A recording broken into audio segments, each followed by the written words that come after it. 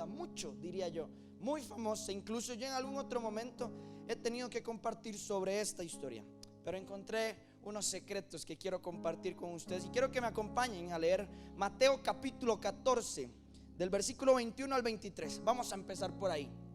Empieza terminando un milagro, ¿sí? Y dice: aquel día unos 5,000 hombres se alimentaron, además de las mujeres y los niños, aproximadamente 15,000 personas en total. Y me encanta esto, dice: inmediatamente después de este milagro, Jesús insistió en que los discípulos regresaran a la barca y cruzaran al otro lado del lago mientras él enviaba a la gente a su casa.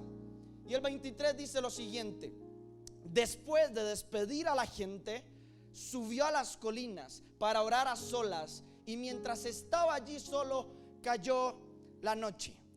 Y con esos primeros 3 versículos inicio, porque hay algo que a mí me detiene siempre que leo los evangelios o que leo algo de Jesús, y es que Jesús tenía la capacidad, él tenía una capacidad de caminar en una atmósfera distinta a la que caminaba el resto de la gente, incluyendo a sus discípulos. Él era una persona que el entorno no le afectaba, que el sistema no lo hacía estremecerse. Él iba claro en lo que estaba. Y me encanta el versículo 23, porque Jesús está terminando un milagro. Dice en la historia anterior de la semana pasada, dice: todo el día predicó a todas estas personas y ellos tuvieron hambre. Jesús tiene compasión, multiplica panes y peces, los alimenta, después los despide. Todo el día hizo eso. Y una persona ordinaria como usted y como yo, porque si usted me pregunta a mí, yo ahora apenas termine el culto, yo quiero ir a comer y a dormir, y ya terminé mi horario eclesiástico. Ya toda la semana estoy en cosas, en trajines de la iglesia, de la U, del trabajo, y ya amo a Dios con todo mi corazón, pero un toquecito nada más. Voy a dormir, voy a descansar. Pero a Jesús no era así, porque dice que él termina el milagro, despide a la gente y sube a la colina para orar a solas, solo él. Y dice que ahí solo cayó la noche. Y con esto yo encuentro algo, y es que Jesús caminaba en una atmósfera distinta. Jesús se movía en medio de un ambiente de milagros. Y por eso en el versículo 23, después de despedirse, cualquier otra persona como yo o como usted está deseando ya terminar, porque termina cansado. Ya hizo un milagro, hizo una maravilla del cielo, predicó todo lo que tenía que predicarle a la gente, a 15,000 personas. Está exhausto, pero un distinto entiende que después de un milagro necesita ir a solas al monte y estar con él. Escuche esto: todo provocador de milagros entiende que estos, antes de reflejarse en lo público, nacen en el secreto a solas, porque lo visible siempre crecerá en lo invisible y lo secreto de su presencia. Jesús ahí lo que está haciendo es: yo ya cumplí, alimenté a 5,000, mas sin embargo, ¿qué sigue? ¿A quién más voy? Ahora, ¿qué me toca hacer? ¿Cuál es el milagro que sigue? Y se va a solas a recargarse para lo que viene. Y lo que viene es la historia que vamos a desarrollar. Pero quiero decirles que la comprensión de este principio es vital. El principio de entender que después de una obra increíble de Dios y un milagro, en vez de descansar suave un momento, vaya a solas con Él, porque hay algo aún mayor que espera por usted. Y me di cuenta en la historia que vamos a leer que Jesús este principio, esta costumbre que Él tenía de buscar a papá a solas después de milagros y demás, era porque Él entendió que un provocador de milagros puede afectar la vida de desconocidos, pero también de gente cercana. Porque en la alimentación de los 5,000 afecta su milagro a 15,000 desconocidos. Le seguían, seguidores. Mañana se iban a ir y puede que otros volvieran y otros no, pero alimentó a 15,000. Sin embargo, en medio de todo este proceso, mientras Jesús está ahí, hay gente que es conocida y cercana de Jesús que necesita también que Él aparezca, y son sus discípulos. Porque inmediatamente después, en el verso 24, vea lo que dice: mientras tanto, Jesús está en el monte, y mientras tanto los discípulos se encontraban ¿en qué? ¿En qué? en problemas, lejos de tierra firme, ya que se había levantado un fuerte viento y luchaban contra grandes olas. Siguiente. Acá, a eso de las 3 de la madrugada, Jesús se acercó a ellos caminando sobre el agua. Y déjemelo ahí, porque en el verso 24 me encanta que dice que ellos estaban en problemas. Ellos tenían una dificultad. Ellos estaban en medio del mar. No había tierra firme, estaban casi naufragando. Había un fuerte viento y habían grandes olas. Estaban en medio de una tormenta, sin Jesús. Y vea lo que dice el versículo 26. Cuando los discípulos lo vieron caminar sobre el agua, quedaron aterrados, llenos de miedo, y clamaron: es un fantasma. Siguiente. Pero Jesús les habló de inmediato y les dijo: no tengan miedo, tengan ánimo, yo estoy aquí. Y voy a desgranarle algunas cosas importantes de estos versos. Y es que a mí me impresiona, porque cuando ellos están en la barca, la palabra dice, ellos tienen un problema en medio del mar con fuertes vientos. Pero me gusta más el versículo, póngamelo por favor, el 24. Vea lo que dice. Ya se había levantado un fuerte viento, y esta palabra es clave, dice, y luchaban contra grandes olas. Ellos estaban en un problema, pero estaban luchando. Estaban peleando contra la tormenta. Estaban muy probablemente remando, viendo la posibilidad de huir porque pueden morir. Tenían miedo contra grandes olas. Pero le quiero decir algo: todo problema o dificultad es simplemente una oportunidad para que un milagro suceda. El problema y la dificultad que usted tenga hoy es simplemente una oportunidad del cielo para que su milagro, para que mi milagro se lleve a cabo. Y me llama mucho la atención porque el problema y la dificultad aquí dice que es más fuerte que ellos, porque dice que están aterrados, tienen miedo y les puede ganar. Y muchas veces a usted y a mí la tormenta nos puede ganar. Pero les tengo un secreto. Les quiero decir esto, iglesia: en medio del problema, no luche tanto, pida un milagro. En medio del problema, Justin Emma, no pelee, no se desgaste, pida un milagro. Porque le dije, todo problema es una oportunidad del cielo para que un milagro suceda. Pero eso es muy fácil decirlo, evidentemente. Y al igual que los discípulos, usted y yo seguimos luchando, seguimos desgastando nuestras fuerzas contra el mar. Y en esta parte, cuando terminaba anteriormente de leer toda la historia del milagro de los 5,000, y vengo a donde ellos están en el mar, yo tengo una encrucijada un poco extraña, porque vamos a ver, dice la palabra que en medio de los 5,000 ellos estaban con Jesús y repartieron los peces y los panes, vieron multiplicarse, incluso recogieron lo que sobró. Ellos vieron algo glorioso, vieron el poder que había en Jesús y el poder que podían ellos hacer. Y el milagro que ellos podían pedir era que se calme. Experimenté un milagro, pero ahorita estoy en un problema y me está ganando. Y llegué a una conclusión, y Dios me decía: la iglesia no ha comprendido el principio de estar a solas en medio de estos procesos, y por esa razón usted y yo nos hemos conformado con ser ejecutores de milagros, no provocadores. Porque en la historia de los 5,000 dice que Jesús bendice el pan, dice los peces, y les dice: vaya, reparta. Ejecutor. Yo hago lo que el que hizo el milagro dice, pero yo no provoqué nada, yo no generé nada.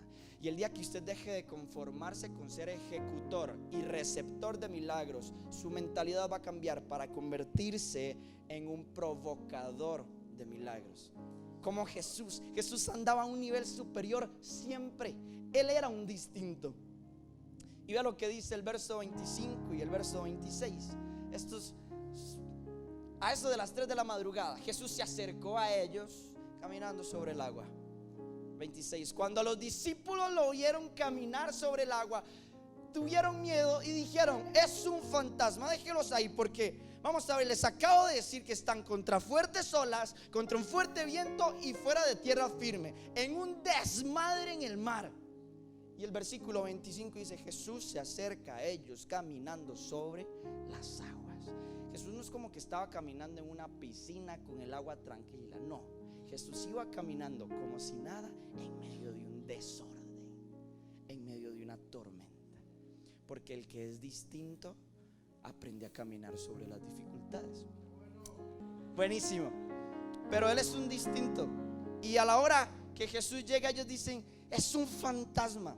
Y a mí me impresiona porque Jesús los deja a ellos y les da una orden y los manda a que crucen el lago.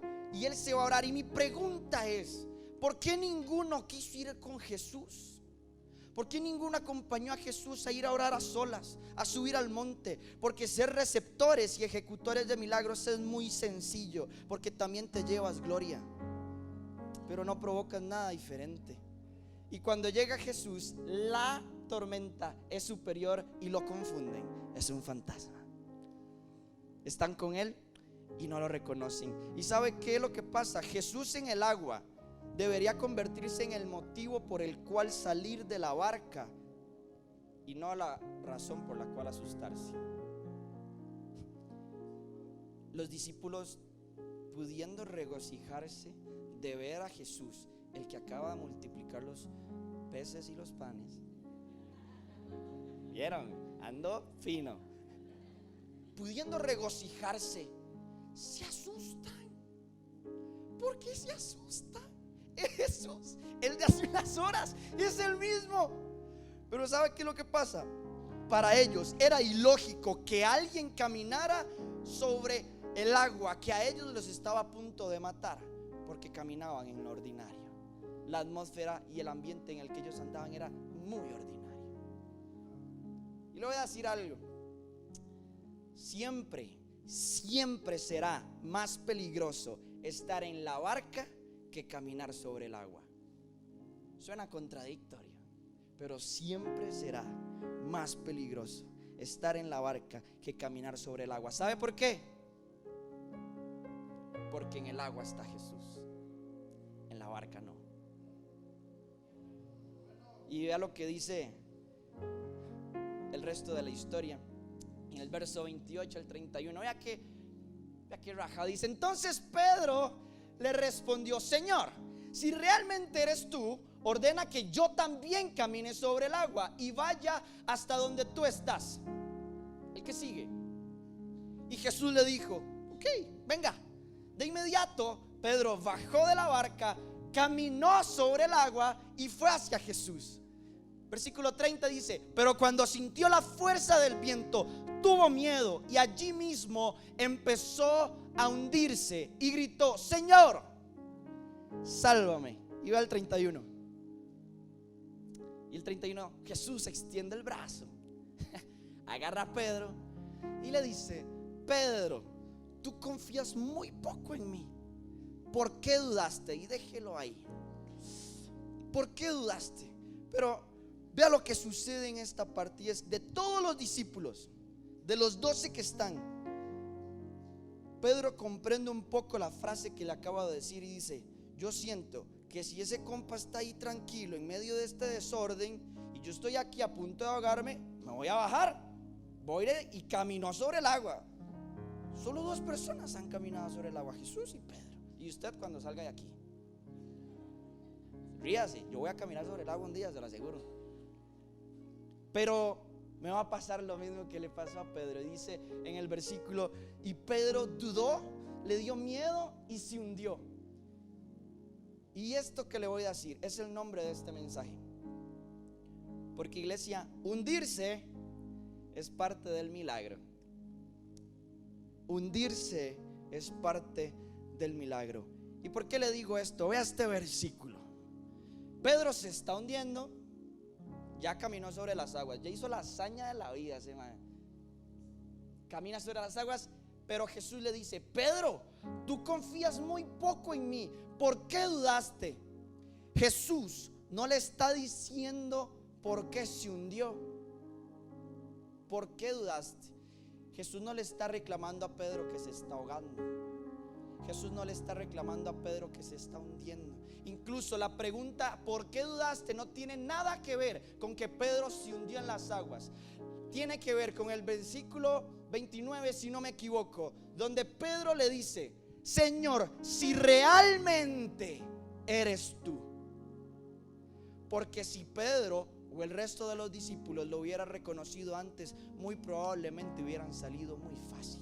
Y Jesús ignora que Pedro se está ahogando y se hunde y le dice: lo que yo tengo contra ti es que dudaste de que si era yo. Porque lo que sucede es que usted te empieza a dudar cuando se aleja de Él. Y ellos estuvieron lejos durante horas de uno que estaba orando en un monte, y ellos decidieron irse. Jesús les dijo: sí, pero ellos decidieron irse. Pudieron haber acompañado al maestro. Pero a mí lo que me encanta es que lo importante en esta parte ahí es que Pedro, una vez en el agua, solo tenía una opción, y era Jesús. La Biblia no dice cuánto caminó Pedro sobre el agua. No me dice si estaba cerca o estaba lejos de la barca como para devolverse. Así, no, mentira, era vacilando, ¿eh? No.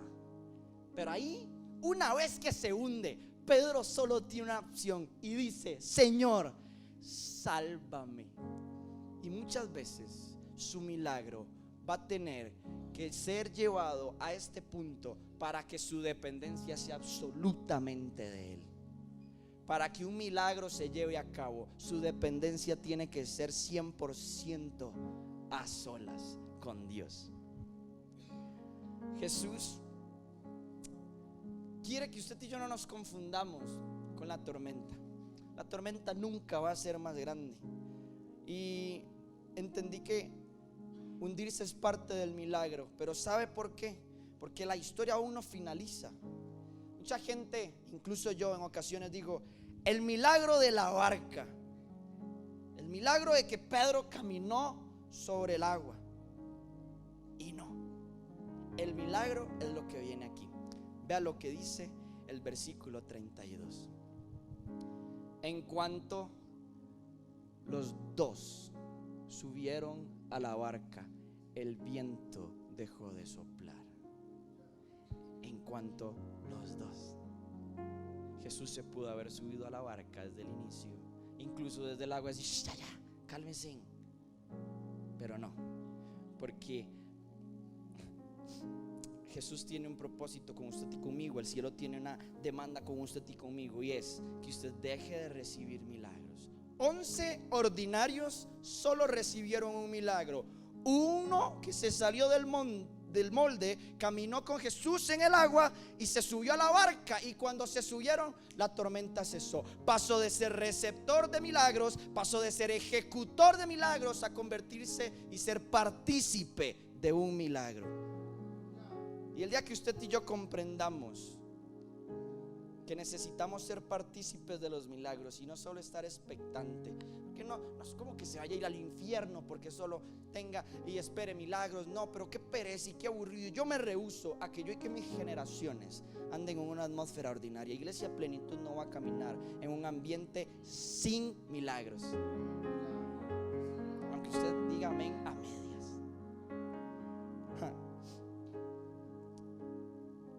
Jesús, cuando llama a Pedro y Pedro sale, Pedro está provocando algo en los cielos, porque Pedro está renunciando a su comodidad. En la barca se iban a morir 12 con Pedro, todos juntos.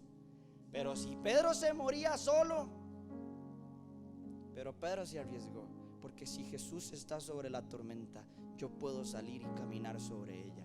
Yo me imagino a Jesús surfeando por la tormenta como si nada pasara. Dice: el viento dejó de soplar cuando los dos se subieron. Ahora bien, y ya empiezo a cerrar. Escucha esto: todo provocador de milagros, el ser provocador es simplemente un trampolín a lo que sigue. Sin embargo, si usted no sale de la zona de confort, de ser receptor y de ser ejecutor, ese trampolín nunca va a llegar, porque no se va a quedar solo en eso. Porque todo provocador de milagros se va a convertir en un portador de ellos. No es que Jesús provocaba constantemente, sí, pero llegó a tal punto el nivel superior de Jesús, que Jesús portaba milagros. Él caminaba y los milagros iban con él.